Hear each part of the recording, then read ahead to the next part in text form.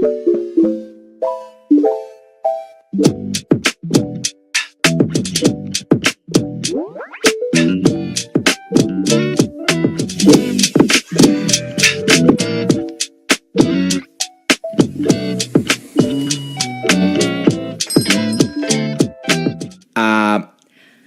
quack. Who needs waterboarding when you've got reality dating shows like this? And then I've got you guys being like, "Bitch, drop episode 2 right now." I have Stefan who's editing this and he's like, "Hey, can you hurry up and do episode 2 right now? Because I need to see what's going on." So here we are with episode 2 of what my sister-in-law liked to call Singles Inferno of China. She said, "You like the Korean TV show Singles Inferno? This is the Chinese version. It's actually called The Beauty and the Best." But I saw a lot of comments in the last one and they said, "Wow, it really is Inferno for the singles." Everything about it reminds us why these people are single. And I found out the best in Chinese is called jiping, right? Mm-hmm. But I would say 98.5% of the time when you use that word, jiping, it's always in a sarcastic way. Oh my God, your sister didn't tell me that. Beauty with, quote, the best is what this show is. Your sister did not tell me that or prepare me for any of this. I was traumatized through episode 1 and now we're in episode 2. Listen, if you haven't watched the last episode of Mott's, I need you to go do that right now because none of this is going to make sense. The producers decide that the only thing to save this show one episode in going from the dominant male CEO archetype that the first episode was, like there was so much testosterone just pumping, coursing through episode 1. Should you give like a quick recap and then what the setup is? Okay, so basically, these 4 women enter a mansion. They enter the villa and they all decide to pick a room. Like they pick a room. Some of them are the presidential suite. Some of them are the maid quarters. And then 4 men walk in and they randomly pick the girls' room and they partner together for multiple days. You can switch partners every day, but it's like 3 days, 2 nights. And if you fall in love, you can leave the villa together. And just the guys were phenomenal in the episode 1. They're, quote, the best. They're the best. One of them had a lot of airline points, and I thought that was a good selling point. So please go watch that. What? Here's the thing. I'm not even going to give you a freaking recap because the producers decide that for episode 2, the only way to save this entire series is if they just come in with a whole new show, with a whole new cast. They just fucking start fresh. They're acting like we wouldn't even notice. Wait. What do you mean? It's like all new people. Only one person remains the same. Who is it? Zuzu? It's Lulu. Zuzu's female partner, Lulu. Okay, they start fresh. Like I didn't even notice, and to be fair, I did not notice for like 20 minutes. But that's because the show is weird. It could have been a 20-minute ad for all I knew. I was lost and confused. Episodes 2 starts with 4 girls entering the villa. The villa kind of looks like my nightmare in some ways. And I think it's just because I know what goes down in these rooms. Denise is the first one that's introduced. She's brand new to this show. She's got curly brown hair. She looks... Okay, I do want to mention, since I'm talking about looks, please nobody judge my dress. I feel very self-conscious. So Stephanie did not buy this as a costume? This is like a real fashion choice? Yeah, so basically here's what happens. I bought the dress and then there was like a little snarky remark that my husband made and was like, "Really? You're gonna wear that one?" And now I've committed to it for the rest of my life. Like, we're gonna renew our vows and I'm gonna be wearing this dress just because you said that. You're like, really? Well, that's an interesting choice. So now, you look like Vegeta. Huh? Who's Vegeta? You'll see. You better show me right now. No. No, you better. No. Wait, why are we about to have a fight if you show me? No, it's just like so Is accurate. Is she cute? Yeah, she's very cute. She got a hairline too. She got a good hairline. Like, really? Okay. Yeah. Okay, show me in the middle of the episode. Just surprise me. I just want to look over there and then you're just holding your phone and it's Vegeta at any point in time. Okay, so Denise is the first one that's introduced. Curly brown hair. She looks very elegant, very sophisticated. They say she is the Angela baby of the episode. She's here to find her Huang Xiaoming. They divorced, so... It's okay. That's, I think, Okay. what she's looking for. Okay. Yeah. Now, for the sake of making this easier to get the aura around these people, I've decided to do something new for you. If they were all part of a romance movie, a romance novel, Denise would be the closed off, stoic, not a lot of words main character who works as a dentist in New York City, and she has no time for love. She has no patience for stupidity. She goes to a small town, comes across a single dad that milks cows for a living, and she's like, that man is rugged. Go Then for it. there's Wendy. Wendy is nice. She's like the side character in the romance movies. She ends up with the main male character lead's best friend. She doesn't get enough screen time. She's just pleasant. She stirs no pots. She twists no endings. She's just there and she's just vibing. I feel like she just shows up to hang out with people with baked goods. But the baked goods are never that yummy. They're okay. They're beautifully packaged, but she has not perfected a recipe yet. She's still making raisin oatmeal cookies, heavy on the oatmeal, light on the raisin, non-existent on the cookie. But she's really sweet. She looks like a little Disney princess, but just kind of boring. Then there's Nina. Nina is the sexy woman that is always in the main male character's life. And you, as insert your name here, you feel like, what if she takes my man? Like, why wouldn't he like her? She's hot, she's sexy, she's got legs for days, and I don't mean to objectify her, but those jugs are crazy. You know that single dad that was milking cows? The cow is Nina. Okay, that's weird. That's weird. But she wears like a red bodycon dress with bright red lipstick. Wasn't one like previous episode? I'm talking about Nina. Oh, Nina and Jasmine are very different people, excuse you. Okay, so Jasmine, she has the aura of, well, you saw the banana scene, didn't you? Yeah, Where yeah. she just grabs a banana in an effort to seduce someone and just starts chugging it down her throat. Nina would probably stick to like a cucumber. She keeps it a little bit classier. No, I'm just kidding. Nina is like super quiet. Yeah, but she's hot. And then you realize, wow, like why did I ever feel insecure? She feels like a girl's girl. I like her. She's cool. This is my first impression. It doesn't mean it's gonna stay. Calm down, okay? It's gonna get crazy. And then we've got Lulu. She's back from episode 1. The producers felt so bad about what they did with Zuzu, the dominant CEO man, that they brought her back for love. Lulu is the comedic romantic interest. When she likes a guy and wants to get his attention, she'll start like doing the worm. Like that's her vibe. She'll bust out a wave motion. In her mind, she's like, this is sex appeal. So you're saying this episode she's gonna like do the worm thing, Yeah. and last episode she was not doing any of that. She was not worming So we're nowhere. gonna see like a different side of her. Oh, yeah. Okay. And at this point, do we even need men? I would watch this show for the 4 women and the imaginary backstories that I just assigned them. But that's not how this works. Every show needs a villain, so we need to bring in the guys. Now, like the first episode, the girls have to lure the guys into their rooms with one thing. But this time, okay, so last time it was very shock factor. Jasmine whips out her bra. You could probably fit like 2 seedless watermelons into each cup. It was insane. Of course, she was the hottest one. Everyone was like, I want to get with Jasmine. But this time they said no more. We don't have boxes big enough for these bras. They keep going up in size. It's becoming like a stock thing. We are just going to ask for one picture of a body part. Take the body part that you love the most about yourself. What would you take a picture of? If I'm a girl? No, you're you. Oh, myself? Yes, oh, yes. oh. I can't say my face, right? Okay, what would I think I would take?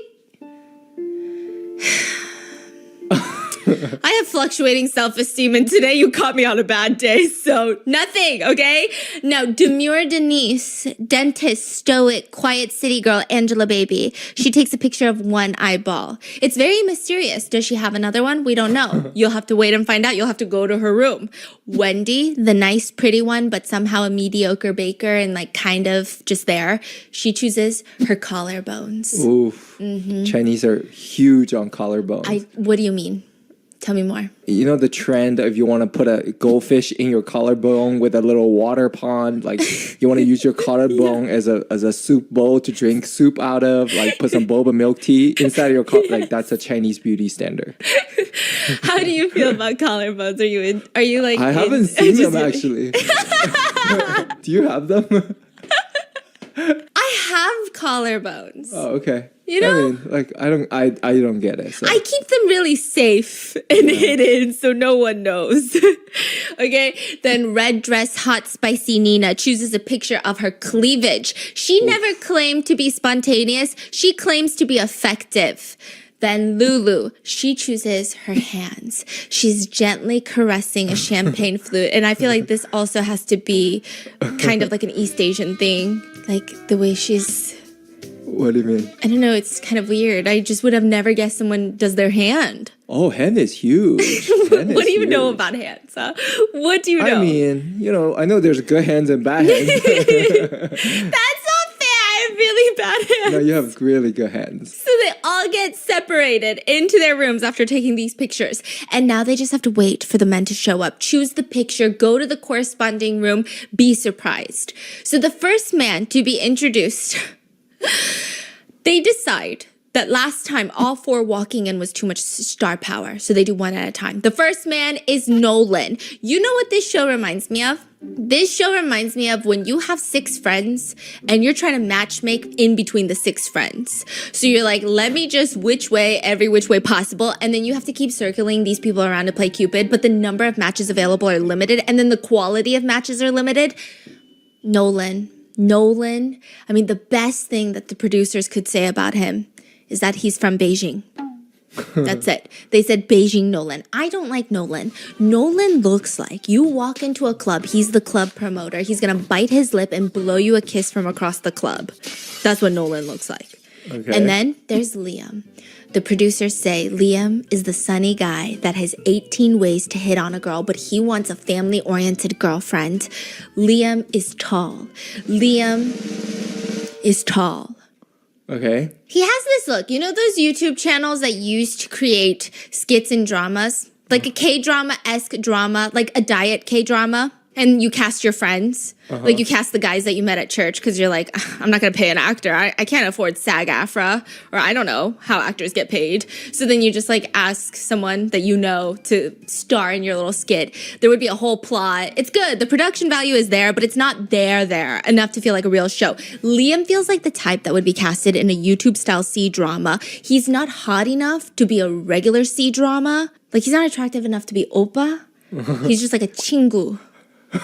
What? He's just a friend. A chingu. A chingu, you know? But he will play the oppa. Yeah. In the YouTube skit. Yes. Okay. And then there is Robert. White guy. It just took me out of surprise. I was so shocked. I said, ooh, okay, that's fun. He's an American. He is described... Wait, does he speak Chinese? Yeah. Oh, yeah. He's described by the producers as Western CEO, a walking male hormone. So I was like, I don't know what that means. Robert calls himself white meat in Chinese. He is white. He is a meathead. I see no lies. Carry on, right? He just kind of like thinks that there's imaginary boxing bags everywhere in front of him and just starts practicing boxing. Do you know what I mean? There are some boys that you talk to and you're having a conversation about the restaurant that and then they just start like doing this. And then they like try to like do this to your face. And then I'm like, what? Wait, why are you laughing? It's so funny. It's so funny. I can't, bro.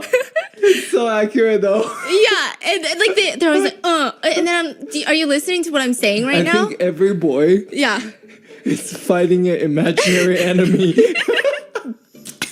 Yes, because the other day we went to a basketball court with Dan, and then I was like off to the side doing something, and he is alone with the basketball, and there's no one else on the court, right? And I thought that he was just gonna shoot for the hoop, but he's like swerving side to side, dribble, swerve, and then he's like dunking, and I'm like, you're playing alone. He's not dunking. I mean, not at all. The opposite of dunking. He's being dunked by the the hoop. Okay, he shot 10 shots and made it in twice. Okay? Yeah, that was pretty Nobody bad. by himself. Yeah, that was So basically, Yes. I was explaining to Stephanie, Yan was basically playing with imaginary LeBron James right now. Yeah, like imaginary ops. And I was like, this is so redonk. Yeah. I can't even believe it. Okay. That's him. That's Robert. He be boxing imaginary ops everywhere. He is a meathead. And then lastly, you have David. David looks like your dad. I don't know what your dad looks My like. dad or your dad? He looks Like your dad. no, Oh. he looks worse Worse than your than dad. both. Yeah, he seems nice. He's not like Zuzu. Apparently, he's an artist that likes to just be out there. So these are the four men that are entering the villa, and I am less scared than I was in episode 1. So I think we're off to a good start. Now, the first couple to be paired are Cutie Patootie Wendy. Listen, I love her. I am her. The minute the door to her room opens and in walks Meathead Robert, who introduces himself in Chinese. Hi, I'm white meat. Instead of running the other way, Wendy is delighted. Wendy and I have the same problem where I think that when I know who I am and I stick to who I am, things go well for me. Okay, no matter what you believe it or not, I am not a sex symbol. It comes as a surprise to many of you, but I have no control over how you perceive me. In the event that I do try to weaponize my sex appeal, it usually ends up with me saying some really stupid shit. Okay? And then my husband goes, "What?" And I say, "Okay, I'll repeat it." And I repeat it less confidently the second time. And I said, "Life is like a fleeting butterfly, and I'm just here for the butter." And then he's like, "Honey, I have no clue what you're saying right now. You gotta talk louder. I can't hear a single thing." And then my confidence is diminished. That is Wendy. The minute Robert walks in, introduces himself as white meat, she hits him with a, "It's true what they say. When one door closes, another window opens." What? Everyone's like, what the f is she talking about? Is there even a window inside this room? What door closed? What's going on? Are you Bob the Builder?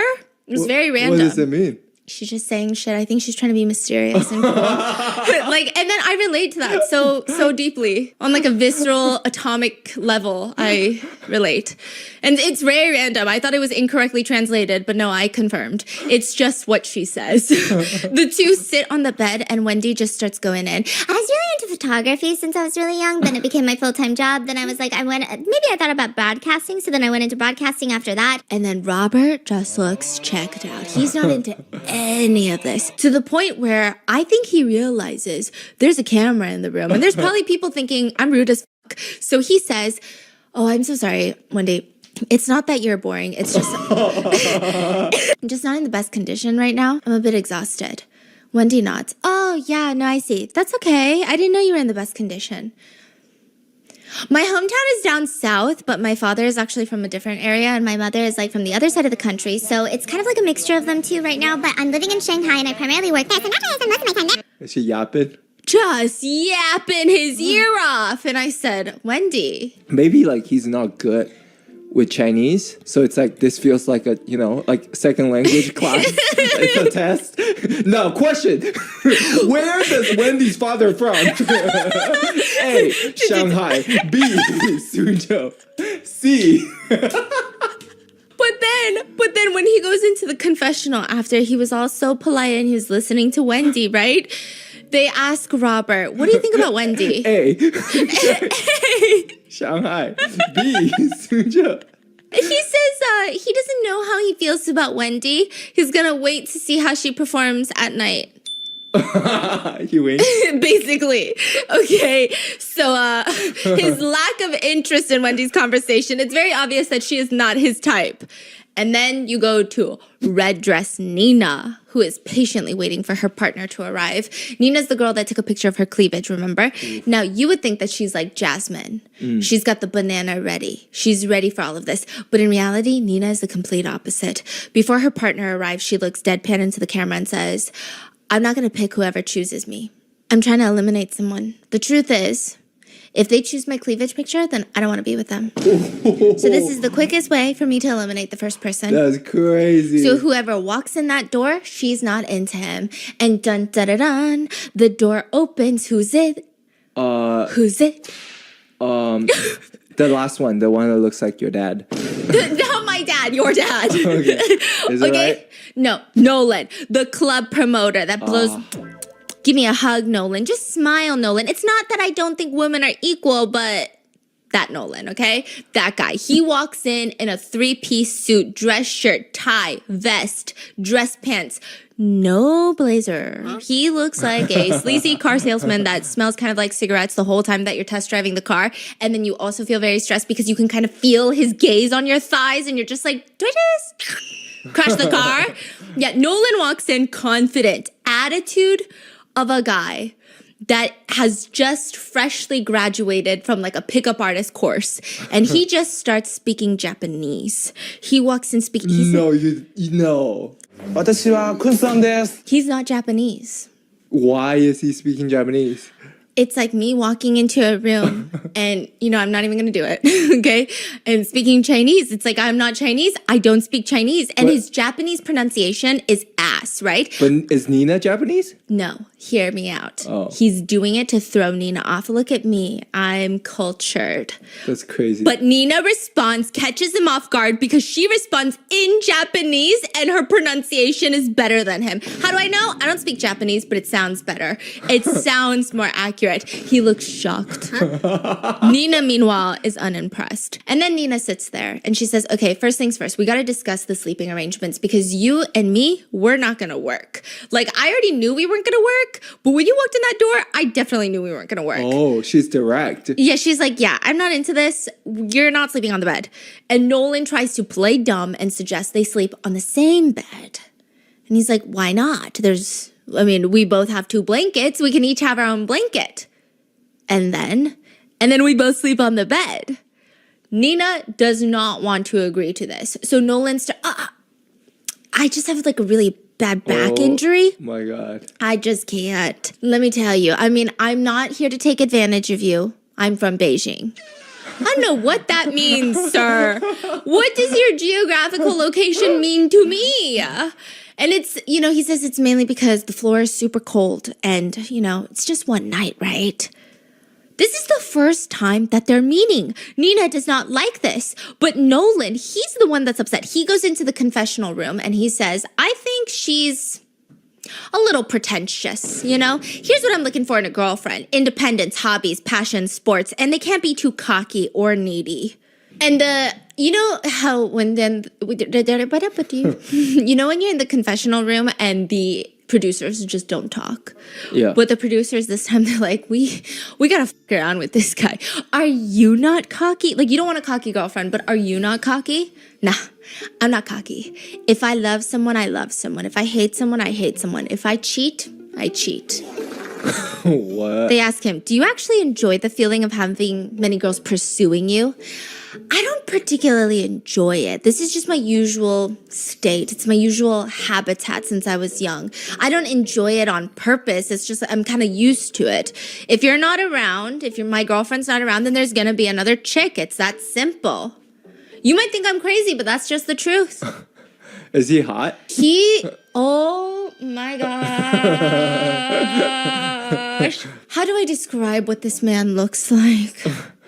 Is he like Zuzu? No, he just looks like that 30-year-old man that hangs out around high school and smoking cigarettes and driving a BMW. But he lives with his parents. And you just know he smells like Dolce & Gabbana light blue, but overpowering that is like cigarette scent. And then, okay, let's say I'm stranded on the side of, I don't know, the school, okay? And he happens to be someone that I know. And it's like, okay, do I risk hitchhiking or do I just ask him for a ride? Because it'll be okay. Then I get in the front seat. I open the door, the passenger door. And he's like, oh, I'm so sorry. He takes this neon pink bra and then throws it into the back seat. That's his vibe. Like, I feel like he's the type to go to Target, buy a neon pink bra just so he can concoct this moment. What the fuck? Yeah, but you know what's even more crazy? The fact that I concocted this moment in my head. Okay, that's crazy. But that's exactly the vibe he gives me. Do you know what I'm talking about? Yeah. That's the vibe. Yeah. What a ick. Yeah, they're paired together. Meanwhile, Lulu is having a full mental breakdown in her room. She's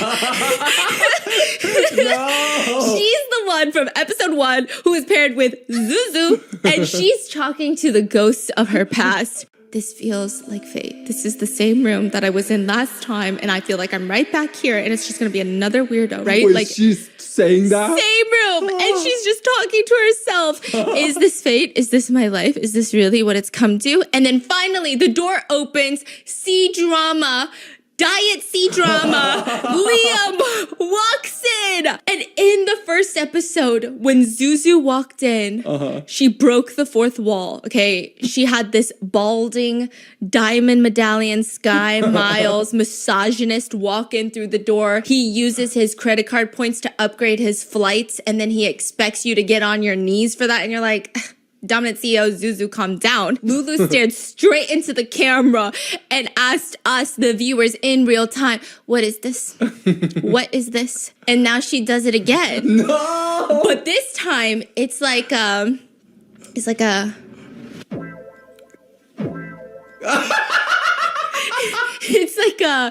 When you're trying to tell your friend, like, this is the one. Oh, yeah. And then she turns around back at him, okay? No freaking way. Yeah. Liam walks in telling her, your hands are beautiful. And she throws herself on the wall. Thank you. Okay, she's holding onto the wall. And honestly, at first the conversation goes well. Liam tells her he used to work as a chef. He can cook for her while he's here. He's like, do you like singing? I can also sing for you. I'm like, Liam, you're not on China's Got Talent. What the f*** is wrong with you, okay? He said, this isn't for you, Lulu. This is for my potential agent who might discover me on this show, okay? How do I know? How do I know, right? Wait, he said that? No, I know this because after he says, do you like singing? I can sing for you. I don't even think there was a transition cut or anything. He just suddenly has a guitar. It just like forms. I don't know if it's like the wall scrapes down and then it metamorphosizes into a guitar. He just starts singing for Lulu. Lulu does not once question, where the hell did you get that guitar? She is too busy bopping to the music. What kind? What is it? What It's did he like sing? he's singing You gotta watch what you say here. What was he singing? it's, Was it Jay Chow? no, it's like, I mean, just imagine anything where it's like a guitar and a dude singing. Oh, are you sure? Yeah. Was his singing good? No, it was okay. I would say maybe if he goes to karaoke, he wouldn't be the best one in your friend group. Is it like a church lead singer type of level? Yes, like a Hillsong singer. But Lulu's not Faye. She's bopping. She's bopping. She's dancing? She's bopping. Yeah, she's bopping. And then we go to Denise. You know who's coming in. Demure, dentist, main character, city girl Denise, who is waiting for her man to arrive. And